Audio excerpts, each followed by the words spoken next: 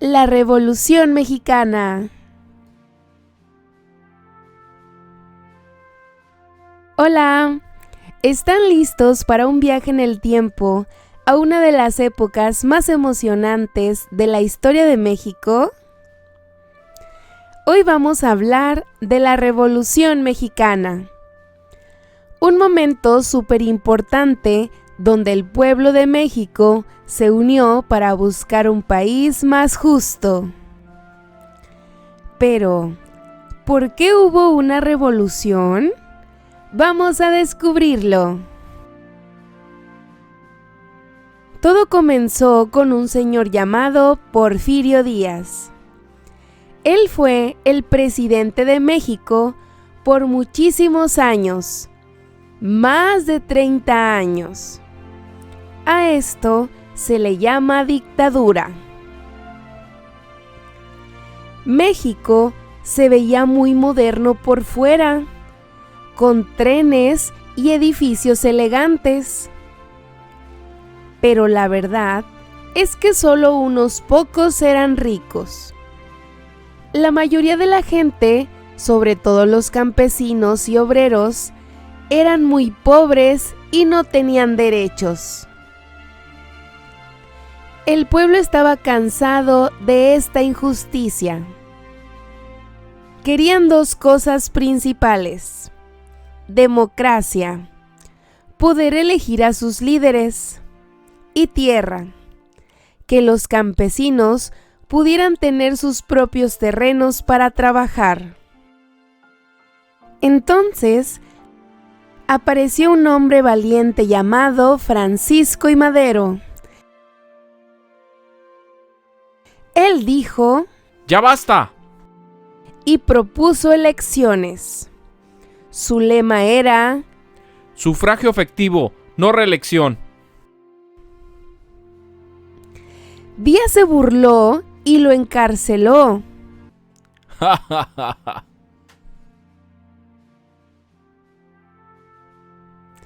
Pero Madero escapó y llamó al pueblo a levantarse en armas.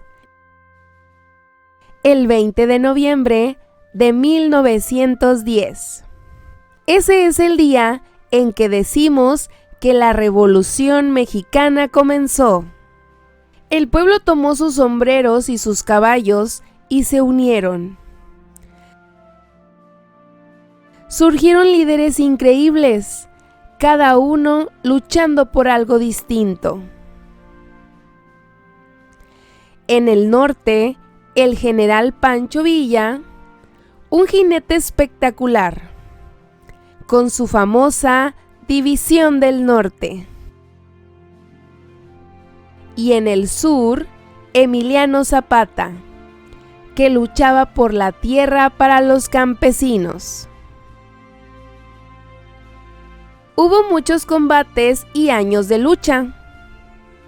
Fue una época difícil, pero todos luchaban por un sueño: tener un México mejor.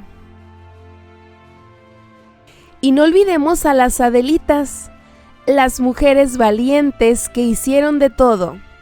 Eran doctoras, cocineras y hasta soldados. Ellas fueron esenciales. La unión del pueblo fue tan fuerte que el dictador Porfirio Díaz tuvo que irse del país. México por fin tenía democracia.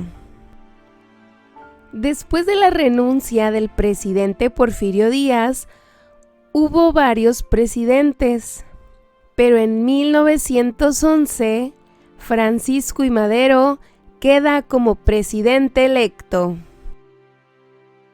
Francisco I. Madero llegó a la presidencia de México en 1911, tras haber liderado el movimiento que derrocó a Porfirio Díaz, impulsando la bandera de la no reelección y la democracia.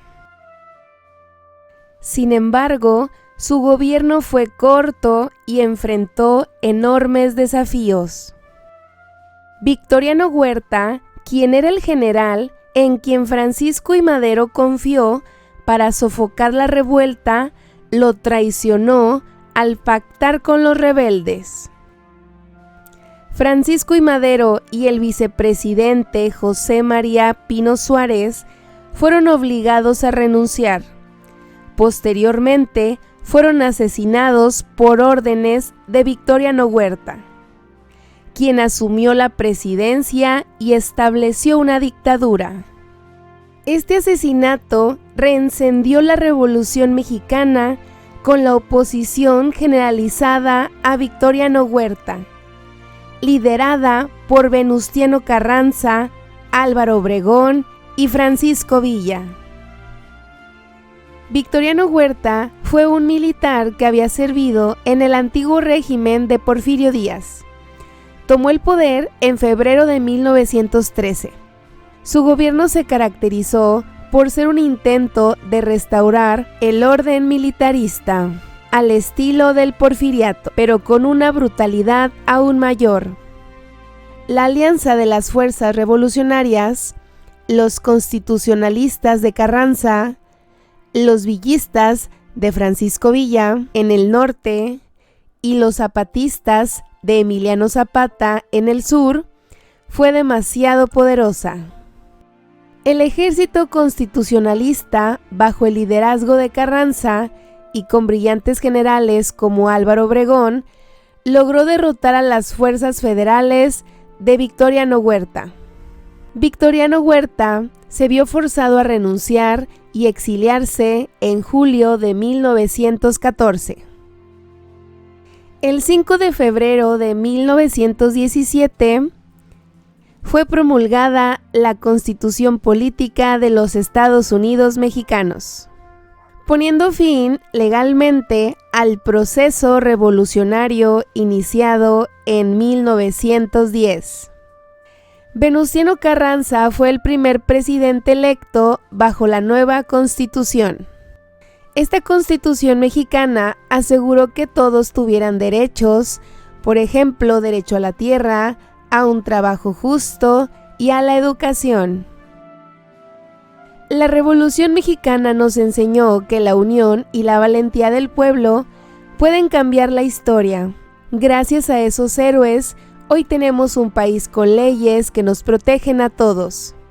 Por eso cada 20 de noviembre celebramos y recordamos que un día el pueblo dijo: queremos justicia. Espero te haya gustado mucho este video y te invito a que nos sigas en todas nuestras redes sociales como Escuela de Aprendices. Suscríbete para que no te pierdas ninguno de nuestros videos. Hasta la próxima.